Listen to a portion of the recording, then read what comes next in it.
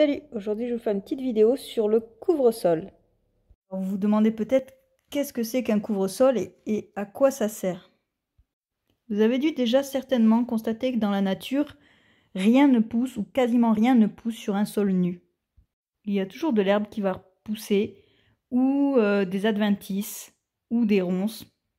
Et à moins d'être dans le désert, il y aura toujours quand même quelque chose pour couvrir le sol. Et c'est normal parce que ce couvre-sol, il permet de conserver l'humidité au sol, de le protéger, d'éviter l'érosion lorsque la pluie va tomber. Ça va éviter de lessiver le sol. Le lessivage, ça arrive quand la pluie, justement, elle tombe sur un sol nu. Tous les minéraux, les oligo-éléments, les métaux, les ions essentiels vont s'enfoncer dans le sol et le sol va s'appauvrir. Ça protège également des rayons du soleil et de l'érosion éolienne due au vent. Le couvre-sol va également enrichir le sol par la dégradation de la matière organique sous l'effet des bactéries et des champignons. Ça va créer tout simplement de l'humus, comme on trouve dans les forêts. Ça va attirer toute la microbiote, les vers de terre, les petits animaux, les insectes, qui vont aider à digérer tout ça, enrichir le sol, aérer le sol.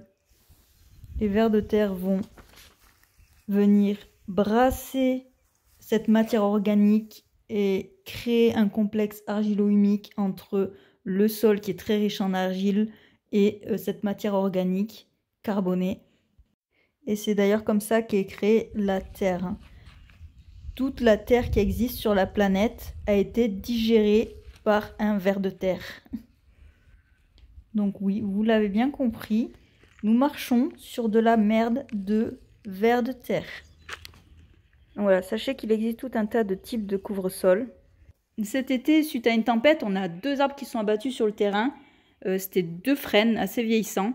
Ils avaient le bois déjà bien sec. Donc on s'est retrouvé à devoir débiter ces arbres. Et comme l'a si bien dit notre cher Lavoisier, rien ne se perd, tout se transforme. Ni une ni deux, on a été louer un broyeur de végétaux et on a passé toutes les branches dans le broyeur. Ce qui nous a donné ce tas de broyats qui va nous servir de couvre-sol. Donc comme je disais, il existe différents types de couvre-sol. Ici j'utilise du broyat pour couvrir mes arbres fruitiers. On pourrait très bien utiliser des feuilles mortes, de la tonte, de la paille ou du foin. On peut également planter des engrais verts, de la moutarde, des fèves et ensuite les laisser pousser, puis venir les faucher et récupérer cette matière très riche en azote pour couvrir son sol aussi. On peut utiliser aussi de la pierre. On voit bien que quand on laisse une pierre quelque part, un endroit pendant plusieurs semaines, qu'on va venir soulever cette pierre, il y a de la vie qui va se créer en dessous. Il y aura des petits insectes, il y aura une petite fourmilière, quelque chose. Ensuite, il existe les bâches plastiques, mais alors ça, je le prohibe complètement, quoi. On peut également utiliser des couvre-sols naturels, comme des vivaces, mais vous en connaissez un aussi naturel, le fraisier des bois. Une fois que ce couvre-sol est en place, il ne faut plus y toucher, il ne faut pas le retirer. Des fois sur des zones de culture, oui, pour planter un semis, on va venir un peu écarter la paille, venir mettre la petite plantule, et ensuite on laisse comme ça. Suivant le type de couvre-sol, ça va se dégrader plus ou moins vite. Là, le broyat, ça va durer plusieurs mois. Alors que le foin, par exemple, j'en ai mis en novembre, quand j'ai planté ma haie. Et là, j'ai bien vu, il n'y avait presque plus rien. Donc voilà, le foin, au bout de 6 mois, je vais être obligée d'en remettre. La paille, ça dure un peu plus longtemps. Je pense qu'on peut tenir 9 mois, voire 1 an. Le broyat, encore plus longtemps, en fait. Plus c'est gros, plus ça va mettre du temps à se dégrader. Et plus on en met, et plus ça met du temps à se dégrader aussi. On peut mettre jusqu'à 20 cm d'épaisseur, c'est pas mal. Et alors là, je peux vous dire que vous serez plus emmerdé avec le désherbage. Parce qu'il n'y a rien qui poussera à travers 20 cm de paille. Ensuite, il faudra rapporter de la matière pour maintenir ce couvre-sol. Ce couvre-sol, il va permettre de limiter également l'évaporation de l'eau. Donc ça a quand même beaucoup d'avantages, surtout l'été.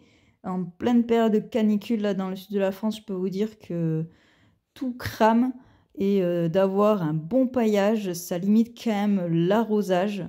Moi, je sais qu'avec un paillage de 20 cm, mes pieds de tomates, je vais mais quasiment pas les arroser de l'été, quoi. Et à l'inverse aussi, ça protège du froid. Des gelées, notamment à la sortie de l'hiver, au début du printemps, ça réchauffe le sol. Alors, il y en a qui retirent le paillage, qui disent que ça empêche le sol de se réchauffer, mais je suis pas d'accord avec ça. Dans la nature, le sol, il n'a pas besoin d'être à nu pour pouvoir se réchauffer. Donc voilà, si vous devez retenir une seule chose de cette vidéo, c'est qu'un sol vivant, c'est un sol couvert. Je vous dis à très bientôt. Bisous!